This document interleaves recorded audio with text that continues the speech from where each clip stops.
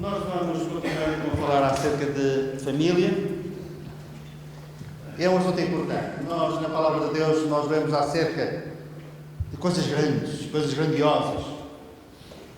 Lemos acerca de grandes impérios, profecias acerca desses grandes impérios. Lemos acerca de nações, de povos.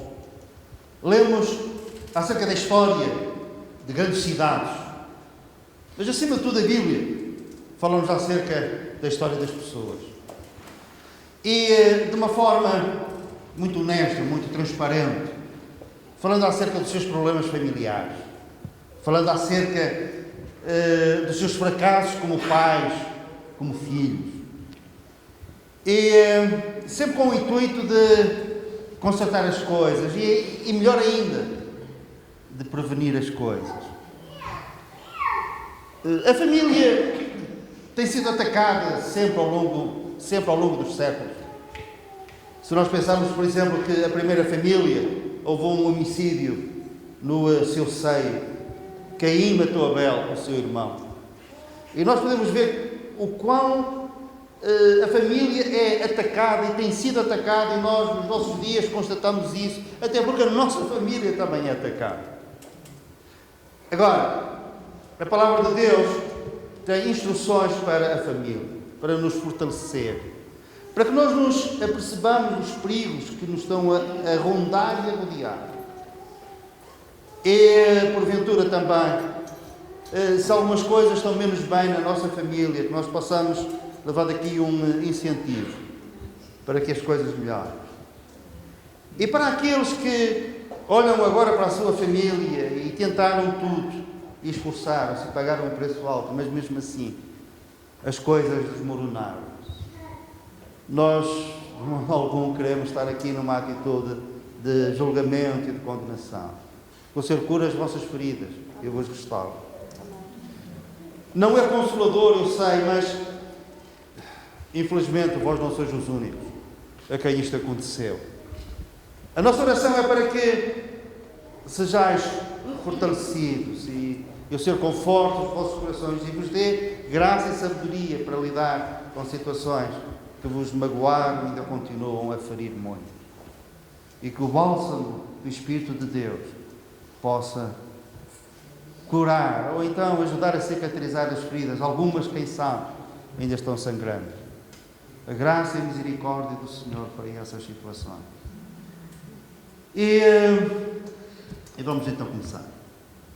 Senhor nosso Deus, nós queremos suplicar que tomes em tuas mãos a palavra desta tarde e que a repartas de forma poderosa por cada família e por cada pessoa que se encontra aqui como um indivíduo apenas. Sim. Que não tem um marido em casa ou aqui, que não tem esposa. Senhor, nós pedimos que a tua palavra venha com a consolação de vida e também com o poder necessário para restaurar famílias que porventura possam ter uma divisão no seu seio, quer se tenham percebido disso ou não. Nós clamamos pela tua misericórdia sobre nós. E vem agora, Senhor, pelo poder do Espírito Santo sobre esta igreja, em nome do Senhor Jesus. Amém.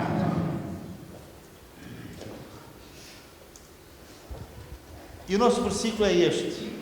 Jesus disse isto: se uma casa estiver dividida contra si mesma, tal casa não poderá subsistir. Portanto, uma das coisas que é necessário combater sem qualquer hesitação é quando nós nos apercebemos que a divisão está-se a instalar e a querer apoderar-se, infiltrar-se na nossa família, a divisão. Podemos falar acerca de famílias divididas, em que ainda estão de pé, mas divididas. Vossos próprios conheceis situações de casas divididas, famílias divididas. A Bíblia tem vários exemplos de famílias divididas. Pais contra filhos, filhos contra pais, maridos, esposas. E deixai-me dizer outra vez, isto é consequência não somente da nossa fraqueza, mas o inimigo das nossas almas, Satanás, ataca e faz e bate aonde sabe que dói mais. E a família, o projeto de Deus, ele tenta destruí-lo. A casa dividida não subsistirá. Portanto, Primeiro ponto, lutarmos contra a divisão familiar. Então, muitas famílias começam muito bem, com muito romantismo, com tudo direito, os casais preparam-se para o casamento, fazem estudos bíblicos, têm aconselhamento pastoral, têm, enfim, muitas coisas que estão direcionadas para que aquele casamento corra bem e que vá tudo bem até ao fim. Mas, a certa altura, descobre-se que surgem problemas. Mas como é que eles surgem? Às vezes, os problemas surgem como cogumelos, não é? Hoje não estava lá nenhum e amanhã estão lá não sei quantos. Nasceram. Então, vamos ver. Uma pergunta que me faz confusão, um assunto que me faz confusão é este. Se duas pessoas se casam por amor, como é que, a certa altura da vida, tenham passado muitos anos ou poucos anos, não importa, como é que a certa altura da vida estão basicamente de costas um para o outro, estão quase a não poder ver a cara do outro? Como é que isto acontece? O que é que se passou ali para se chegar a este ponto? Então, agora, sem pregar, o Dr. Palmeiro vai nos falar de alguns aspectos que podem levar ao surgimento destes problemas. Eu acho que a principal razão de todos os nossos problemas e distúrbios, nomeadamente também familiares, deve-se a este facto do pecado ter entrado no mundo. E também entrou nas nossas vidas, nós somos pecadores. E isto tem consequências a vários níveis, também a nível familiar. Ora, como o marido, mesmo apaixonado, a esposa apaixonada, vão cometer erros no seu casamento, é necessário o quê? Que o outro tenha um espírito perdoador em relação àquele que ofendeu. Só que há aqui um problema, é que muitas vezes é difícil perdoar, porque o outro também não mostra sinais nenhuns de arrependimento e, em situações extremas, recusa o próprio perdão e quer seguir a sua vida. Quando isso acontece, por muita boa vontade que a outra parte tenha e que ama a sua família e não queira que ela se desmorone, isso vai acontecer. Então nós podemos dizer que para que uma família seja funcional é necessário humildade. Naquela casa tem que haver humildade, o espírito perdoador para suportar as fraquezas do outro. Porquê? Porque ambos os cônjuges têm pontos fortes e têm pontos fracos. E se os pontos fracos forem salientados, às vezes até sobrevalorizados, frequentemente lançados em rosto, tu és sempre o mesmo, tu tropeças sempre na mesma pedra, não tens emenda, isso até pode ser verdade, mas o facto de ser dito assim não vai remediar a situação, antes pelo contrário. Espírito perdoador. E uma das palavras que devem ser ouvidas frequentemente, quantas vezes necessárias, espero que não seja frequentemente, eu retiro aquilo que disse, mas quando for necessário tem que haver aquela palavra de efeitos mágicos. Desculpa, perdoa-me, eu errei. E isso seria a solução para tanta coisa. E pensarem sempre num outro assunto, que é: juntos chegam mais longe do que sozinhos. A matemática, o que é que diz? 1 mais 1 é igual a 2. No casamento, 1 mais 1 é mais do que 2. Porque há uma potencialização maior do que aquilo que cada um é. Mas para isso não pode ser uma casa dividida. Então, o que é que provoca o distanciamento e a desconexão entre o casal? És tu mesmo. Ele diz que sou eu, mas ele já deu a mensagem toda, sabem? Mas pronto, vamos lá tentar. Podes avançar, Ana, por favor. Nem sempre o que divide o casal são coisas grandes. Às vezes são coisas muito pequenas, que começam de forma muito pequena, como uma rachadura numa parede.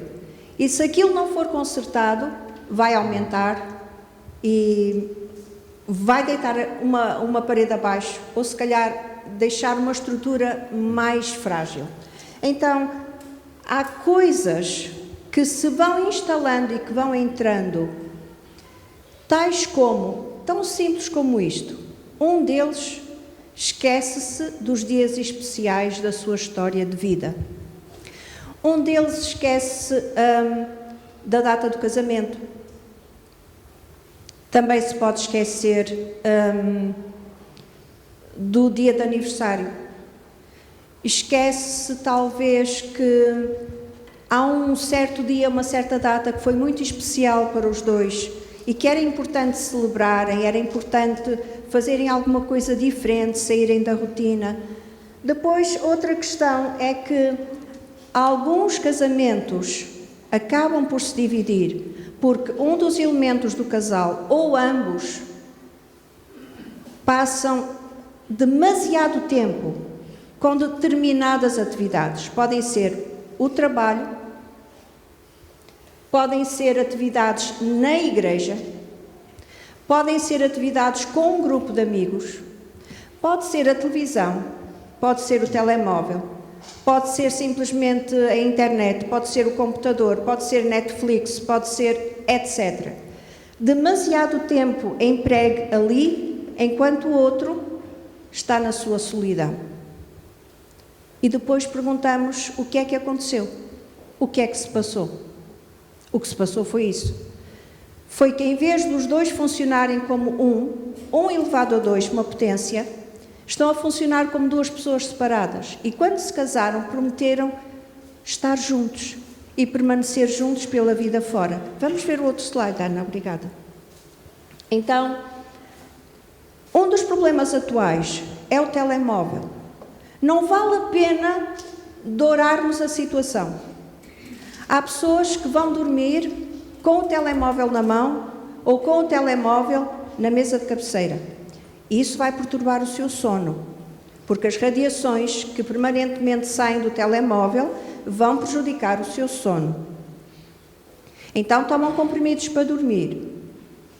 E de manhã é difícil acordar, tomam café para acordar.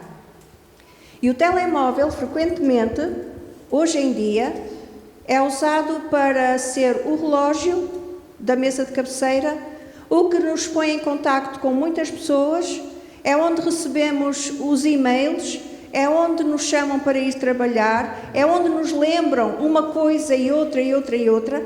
Parece que o telemóvel se tornou um prolongamento da nossa mão, da nossa vida. E às vezes, para que não haja divisões no casal, é preciso desligar essas coisas. As televisões, os computadores, os telemóveis têm um botão que liga e que desliga. Então, se o marido e a esposa decidem que vão conversar sobre um assunto que é importante para os dois, era maravilhoso se o telemóvel ficasse noutro sítio qualquer e não no meio deles. Há famílias que fazem as refeições atendendo chamadas durante a própria refeição. Então, qual é a comunhão que aquele casal ou aquela família consegue ter se constantemente ou com alguma frequência alguém de fora interfere naquela refeição que devia ser pacífica? Alguém tem uma coisa a dizer, ou o marido ou a esposa vê uma mensagem e tem que ir responder e tem que se levantar da mesa porque é urgente. Como é que se vivia antes dos telemóveis? Eu penso que estão aqui muitas pessoas que viveram antes dos telemóveis, certo? Penso que sim. Como é que agora não é possível largar? É possível, se nós quisermos. É um instrumento válido, útil, utilíssimo, mas tem de ser dominado por nós e não nós sermos dominados por ele. Avançamos?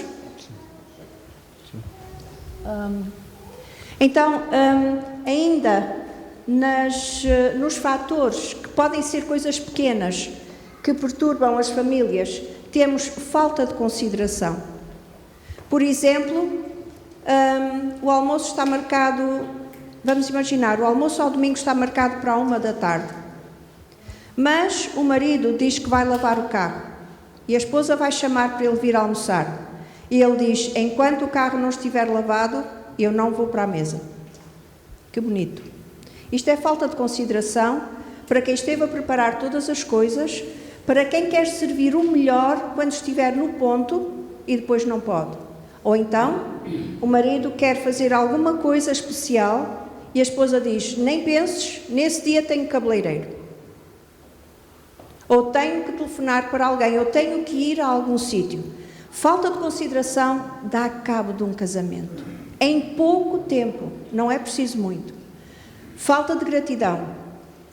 Assim como o perdoa-me ou desculpa-me, o obrigado, muito obrigado, tem que fazer parte do vocabulário da família, sempre.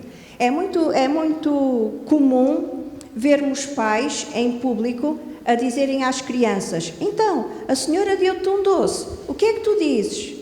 E a criança fica assim: anda, diz obrigado. Continua assim. Porquê? Porque em casa não é prática corrente. O marido diz obrigado à esposa, a esposa diz obrigado ao marido. Quando a refeição está pronta, quando se põe à mesa, quando se vai buscar alguma coisa, quando o marido tem a gentileza de trazer pão fresco ou outra coisa qualquer para casa, obrigado é importante. É muito, muito, muito importante. Não se vive sem obrigado. Depois, a falta de reconhecimento e apreço pelo trabalho, pela atitude, pelo apoio, pela ajuda, pelo esforço do outro. Sermos capazes de dizer: se não fosse o teu esforço, se não fosse o teu trabalho, não teríamos conseguido isto, não teríamos conseguido aquilo. Nos dois sentidos. Marido e esposa, esposa, marido. Olha que jardim tão bonito, tão bem cuidado. Se não fosses tu, não tínhamos hipótese de ter este jardim. Etc. As coisas mais simples, mais comuns do dia-a-dia. E, por fim, a falta de comunicação sobre assuntos importantes e decisivos. Por alguma razão que me é bastante ainda desconhecida, que ainda considero um bocado um enigma, é o medo que os homens têm de falar sobre os seus sentimentos. Eu não compreendo porque é que têm tanto medo. Se calhar um dia vou perceber. Mas, se nós pensarmos no fruto do Espírito, o fruto do Espírito é feito de sentimentos: amor, paz, alegria, bondade, etc, etc. Tudo são sentimentos. Por que é que os homens têm tanta dificuldade em se sentarem com a sua esposa e dizerem: eu não me sinto bem acerca disto, eu não gosto quando acontece isto ou aquilo, eu sinto que não sou tão amado como o ano passado, eu sinto que eu podia amar-te mais, cuidar melhor de ti, perdoa-me, eu devia fazer isso. Qual é o problema? Quando um homem consegue fazer isto, ele torna-se um gigante. É um homem com H maiúsculo, é extraordinário, não tem nada a temer. A sua força está nisso mesmo. A sua capacidade, extraordinária de proteger, de cuidar, está nisso. Mostrar que também tem um lado com sentimentos, um lado que falha, mas que deseja muito curar-se. Precisam de falar. E uma das maiores rachaduras das casas, das famílias, dos lares, é a falta de comunicação. É como se houvesse duas línguas diferentes que um não compreende, o outro também não. Então, isto pode ser resolvido, sabem como? Conversando, conversando, conversando. Vamos avançar? Muito bem. Agora queríamos levar esta palestra para um outro âmbito, que é aquilo que nós somos no nosso casamento vai influenciar o casamento que os nossos filhos terão. Não é que seja forçoso ser assim, mas com certeza que o nosso casamento será uma boa ou uma menos boa influência para os nossos filhos. Por regra, os nossos filhos transportam o nosso casamento, o casamento dos pais para o lar deles. Não é uma lei inexorável, mas uma influência sem dúvida que existe, ou positiva ou negativa. Os filhos devem saber que os pais sentem um pelo outro. O marido e a esposa não devem de serem avarentos a manifestar o que sentem pelo outro. Na presença dos filhos. Dizer que se amam. Dizer que se fosse possível voltar atrás, que teriam feito a mesma escolha. Isso traz segurança aos filhos. Os filhos ficam seguros, sentem essa segurança. Apercebem-se que o seu lar, que a sua família está ali para durar. E isso, com certeza, que é algo de muito positivo. Falarem acerca do amor que sentem um pelo outro. E viverem esse amor de uma forma apaixonada, de uma forma segura, renovada todos os dias. Não é obrigatório, eu estou a ler, penso que vocês me estão a acompanhar, não é obrigatório levantar a voz, gritar com os membros da família, cortar relacionamentos, ofender, autodomínio. Às vezes custa-me às vezes falar acerca de coisas pessoais, porque pode dar aquela ideia de que existe alguma vaidade nisto, ou alguma superioridade. Não é esse o caso. Eu estou consciente, e nós estamos conscientes das nossas fraquezas, tropeçamos como vocês tropeçam. Mas nós estamos casados há muitos anos. Faz 40 em setembro próximo. Ok. Porque se eu dissesse 38, ela dizia 38 não, 40. Eu assim... Jogava da bicicleta. Claro. Nós estamos casados há quase 40 anos e nós nunca tivemos, pela graça de Deus, uma discussão em casa. Até a presente data. Somos melhores do que os outros, não somos. Não é nada disso. Agora, nós sabemos que temos o Senhor. Eu um dia estava com um grupo de pessoas responsáveis na obra de Deus e estávamos a falar acerca deste tema, família, penso eu, e alguém disse isto, alguém que tem uma grande influência, tinha uma grande influência naquele grupo. Todos os casais têm discussões. E eu disse assim, mas porquê é que tem que ter? Eu não disse naquela altura, eu não disse que, pela graça de Deus, até à data, que nós não tínhamos tido nenhuma discussão, mas apenas lhe fiz essa pergunta, e ele recuou, e disse, mas espera aí, mas porquê é que tem que ter discussões? Porquê? É alguma obrigação? É mesmo obrigatório ter? Pode ter, e depois entra o quê? O perdão, entra a desculpa, entra a reconciliação. Não é por causa de uma discussão que o casal fica desavido e a casa cai. Não estamos a falar disso. Mas não é obrigatório discutir. Não tem que ser.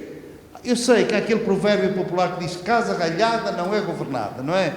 Mas as casas não é necessário, obrigatório, escusam ser ralhadas para serem governadas.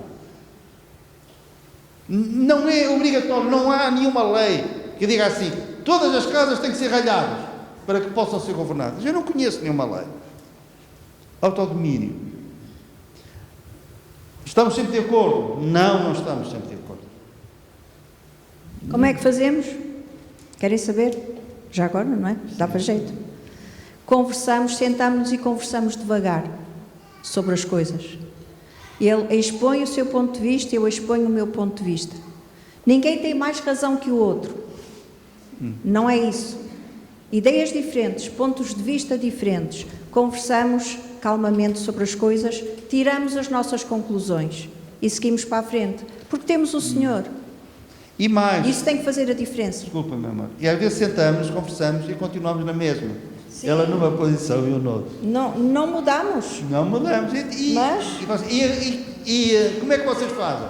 Olha, nós não pomos moeda ao ar. Não. Mas às vezes é de um, outras vezes é do outro e a coisa vai. E depois, como ele dizia aos nossos filhos quando eram pequeninos e se zangavam, abraço e beijinho. Abraço e beijinho. Mais nada. Mais nada. E segue-se para a frente. E segue-se para a frente. Avançamos, Ana. Há aqui uma coisa. Sim. Não tem que ganhar sempre o mesmo. Não. Não tem problema nenhum. É a minha vez das crianças.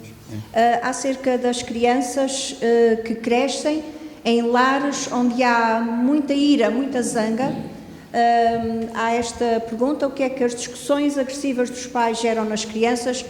Não vamos desenvolver, porque toda a gente com bom senso que aqui está sabe o que é que as discussões dos pais geram nas crianças. Só um exemplo: medo, ok? Insegurança. Avançamos para a pergunta seguinte: e o que é que o bom entendimento entre os pais gera nas crianças? Confiança, esperança.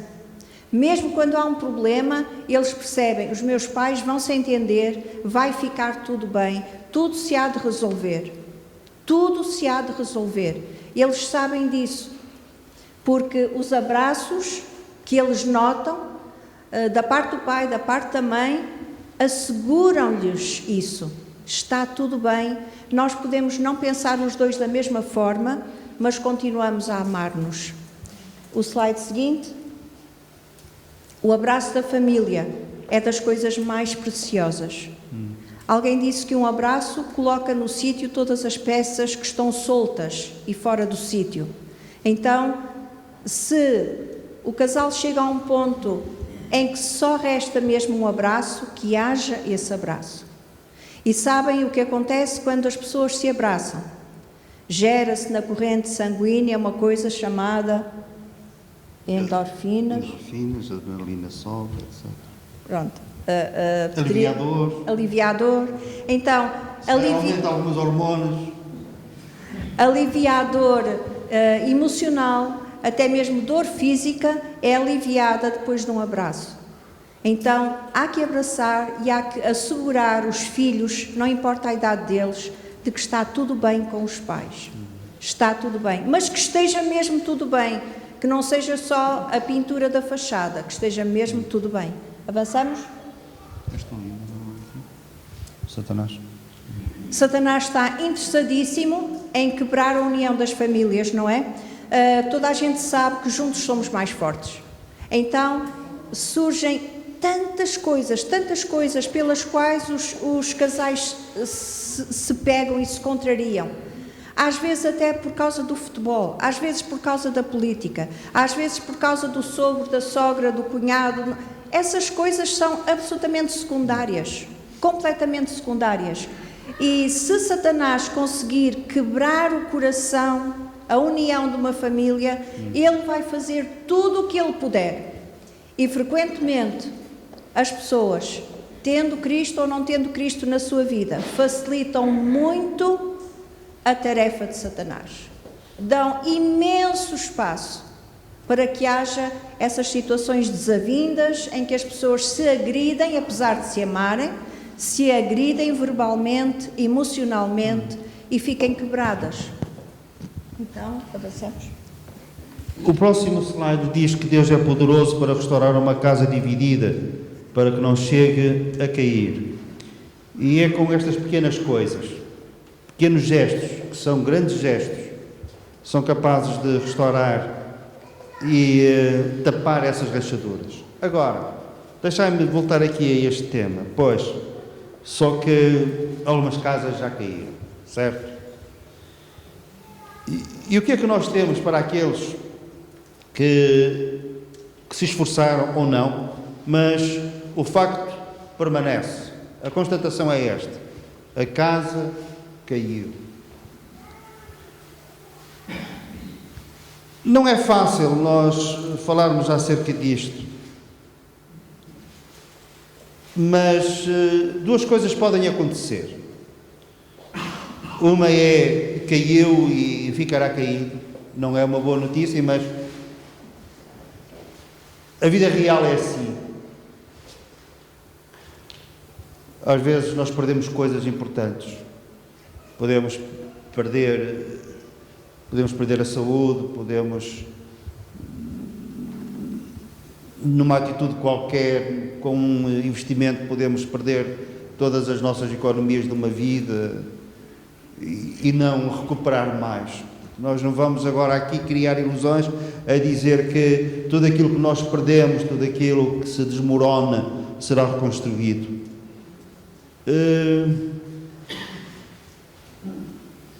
Eu não prego isso, nós não ensinamos isso. Gostaríamos de ensinar isso. Agora, mas há aqui uma coisa: caso isso aconteça e permaneça a casa caída, e aqui nós não temos a menor dúvida, a graça de Deus é suficiente para nos ajudar a prosseguir a nossa vida, com uma ferida, com uma cicatriz, com uma desilusão que não vai passar assim, mas é possível sobreviver a uma casa caída. Eu conheço pessoas, e vós também conheceis pessoas, em que isso aconteceu, mas seguem a sua vida. Olham para trás frequentemente, sem dúvida, mas é a vida. Mas também nós conhecemos situações em que a casa caiu, à semelhança daquele vaso que Jeremias viu quando foi à casa do oleiro. O oleiro na sua mesa estava a fazer um vaso e o vaso caiu, quebrou, ficou em cacos. E o Senhor disse: eu pego nesses cacos, vamos pegar nesses cacos, vamos fazer um vaso novo. E o Senhor, na sua graça e na sua misericórdia, por vezes permite também isso. E há um vaso novo, e há uma outra oportunidade. E quando isso acontece, nós ficamos contentes. Mas não é garantido que isso aconteça. É mais sábio da nossa parte se nós mantivermos a nossa casa de pé. Se ela cair, pode-se reerguer ou não, reconstruir ou não, a gente não sabe. Então, comecemos pelos princípios fundamentais. O perdão, suportando-vos uns aos outros, perdoai-vos mutuamente, como alguém tenha motivo de queixa contra outra. Assim como o Senhor vos perdoou, assim perdoai vós também. Mas, aquela situação que nós de início mencionamos, pode não se dar o caso de haver arrependimento e da pessoa rejeitar o perdão. Aí temos uma dificuldade muito grande. Antes, sede uns para com os outros benignos, compassivos, perdoando-vos uns aos outros, como também Deus em Cristo vos perdoou. Não somente o perdão, mas sermos benignos e compassivos. O que é isto? É a amabilidade. Muitas vezes as pessoas são amáveis para com os de fora, não é? Eu lembro-me que uma vez estava com uma utente numa consulta e eu conhecia bem o marido dela e eu tinha um grande apreço por ele. E uma pessoa simpática, sempre bem disposta. E a certa altura, eu disse qualquer coisa acerca dele, positiva, já se vê.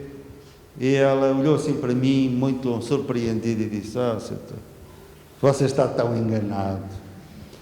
E eu disse: não, mas então, pronto. Ele é assim para consigo e é assim para com todos os de fora. O problema é em casa. Em casa ele é um diabo. E falou-me aquilo com uma convicção tal que eu não ousei dizer mais nada abonatório acerca do marido, porque senão eu ficava como inimigo. Não, sermos amáveis para com os de fora, mas particularmente com os de dentro, com os da família. Avançamos. Queria fazer apenas um parênteses aqui. Nesta era em que as pessoas se divorciam com demasiada facilidade, em alguns casos até o processo pode ser tratado pela internet e fica resolvido quase. Depois é só aparecer para assinar em determinado dia, ou pode ir por correio ou eletrónico, qualquer coisa assim. Queria dizer-vos uma coisa muito séria. Um casal que se divorcia e que tenha filhos está a abrir uma caixa de Pandora, está a abrir um precedente que vai facilitar que os seus filhos também um dia se divorciem. E os filhos dos filhos estão num caminho de com mais facilidade ainda se divorciarem. É uma corrente que vai aumentando, aumentando, aumentando. E agora as pessoas dizem: nunca houve tantos divórcios. Pois não. Porque começa nos pais, Os filhos depois levam aquilo como exemplo. Os meus pais também se divorciaram. E os filhos deles também pensam o mesmo.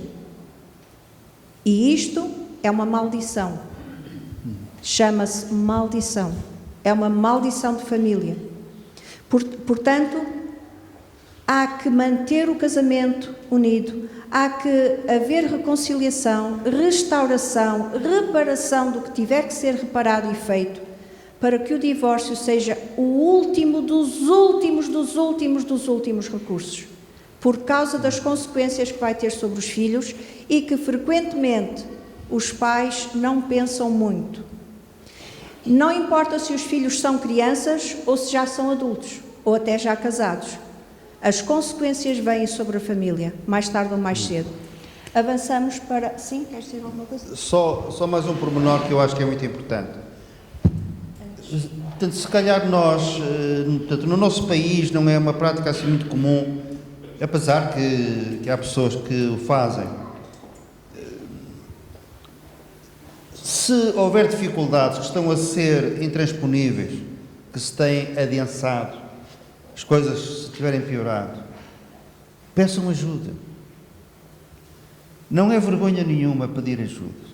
Ora, não peçam ajuda a quem tem um casamento pior do que o vosso. Isso não vai resultar. E às vezes, estou a pensar num caso em que tanto a Clarice como eu, nós tentamos falar com uma pessoa e que nunca quis falar connosco. Estava decidida a divorciar-se. Eu um dia telefonei-lhe e só lhe disse uma coisa: por favor, dá-nos uma oportunidade, a mim e a Clarice, para falarmos contigo. Só uma vez. Nem isso. Nem essa oportunidade nos deu. E o que é que aconteceu? A casa caiu. Mas procurar ajuda. Procurar ajuda a pessoas que tenham um casamento sólido, que possam dar bons conselhos, que tenham um casamento que não é perfeito, mas que pode ser uma referência e um exemplo para os outros. Queria ver o slide anterior, Ana, por favor, em que temos este pensamento: um bom casamento é a união de duas pessoas que aprenderam a perdoar-se mutuamente. É só um pensamento, mas fiquem com isto. O casamento dura porque as pessoas aprenderam a perdoar uma à outra. Está bem? E a seguir, então, o pensamento seguinte é que o amor necessita de cuidados diários e cada dia devemos construir um pouco o casamento, ou, se há a tal falha, ela deve ser reparada o mais rápido possível. Não esperar semanas, meses, anos, quando a falha já cresceu, já aumentou, já separou as pessoas e depois é muito mais complicado reatar e consertar. Avançamos?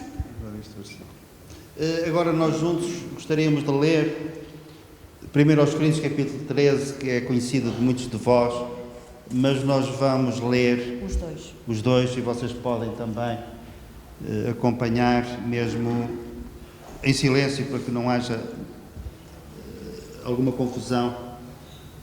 Mas são palavras impactantes, são palavras que continuam a ser válidas, impressionantes até para as famílias, para o marido, para a esposa. Então nós lemos assim: o amor é paciente, é benigno. O amor não arde em ciúmes, não se ufana, não se ensoberbece, não se conduz inconvenientemente, não procura os seus interesses, não se exaspera, não se ressente do mal, não se alegra com a injustiça, mas regozija-se com a verdade. Tudo sofre, tudo crê, tudo espera, tudo suporta. O amor jamais acaba. Vamos parar aqui. Este texto encontra-se em 1 aos Coríntios capítulo 13. É um texto para, na medida do possível, ler e reler e reler e reler e aprender de cor. E na altura necessária, o Senhor, o Espírito Santo, vai trazer à nossa memória e vai nos ajudar a lembrar. Está bem? Vou pedir que durante este tempo, provavelmente só voltaremos a ter uma palestra destas, querendo o Senhor, em setembro. Vou pedir que daqui até setembro os casais leiam juntos, várias vezes, estes pouquinhos versículos, porque isso vai fazer uma grande diferença na sua vida. Eu agora tenho uma surpresa para o Dr. Palmeiro. É da Bíblia. É uma surpresa santa. Calma.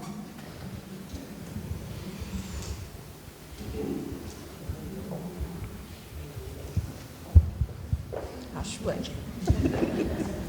Olhos nos olhos. Olhos nos olhos.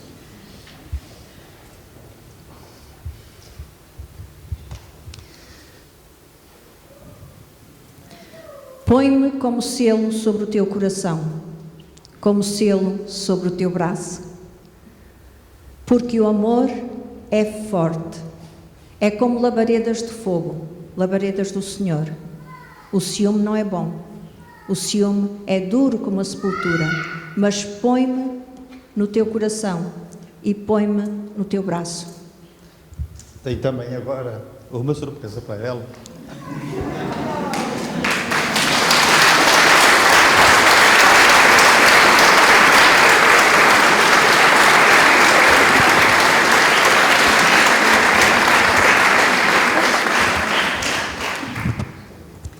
Quem for capaz e tiver a sua esposa ao lado, ou o seu marido, leia este versículo para ele ou para ela. Agora, pode ser baixinho, mas podem dizer um ao outro. Vou dar-vos uns segundos.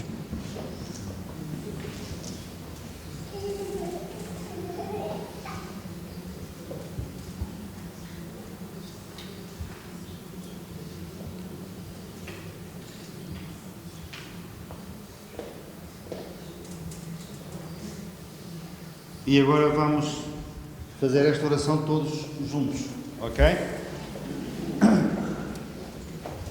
Falta-nos aquele slide. Ok, vamos para a oração, tudo bem. Então agora, vamos ver se nós conseguimos ler todos ao mesmo tempo, ok?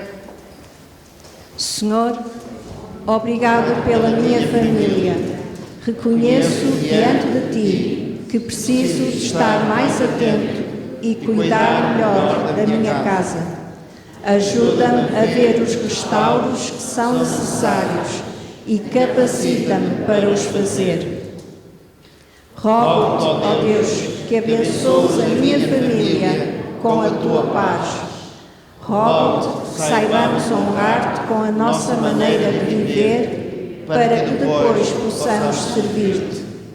Ajuda-me a perdoar como Tu me perdoas em Cristo, com um perdão completo. Renova as minhas forças, restaura-me, transforma-me, em nome do Senhor Jesus Cristo. Certamente há aqui famílias ou casais com alguma rachadura que foi identificada talvez hoje ou que já vem identificada há muito tempo, e nós queremos orar por essas famílias. Então vamos fechar os olhos todos e vamos orar por essas famílias. Ó Senhor nosso Deus, estamos diante do trono da Tua graça e sabemos que os Teus olhos estão sobre este lugar, sobre todos os corações e todas as vidas que estão aqui. Senhor Deus, nós queremos suplicar-te que restaures os casamentos, amém, as famílias, as casas onde há alguma rachadura, alguma divisão. Amém. Senhor Deus, Tu és um Deus de união e não de divisão. Nós suplicamos no nome do Senhor Jesus Cristo que todos os planos de Satanás contra as famílias desta igreja caiam por terra agora em nome do Senhor Jesus Cristo. Amém. E que as famílias sejam restauradas e se reergam em força para Te servirem e Te honrarem até que Tu queiras. Em nome do Senhor Jesus Cristo, nós oramos.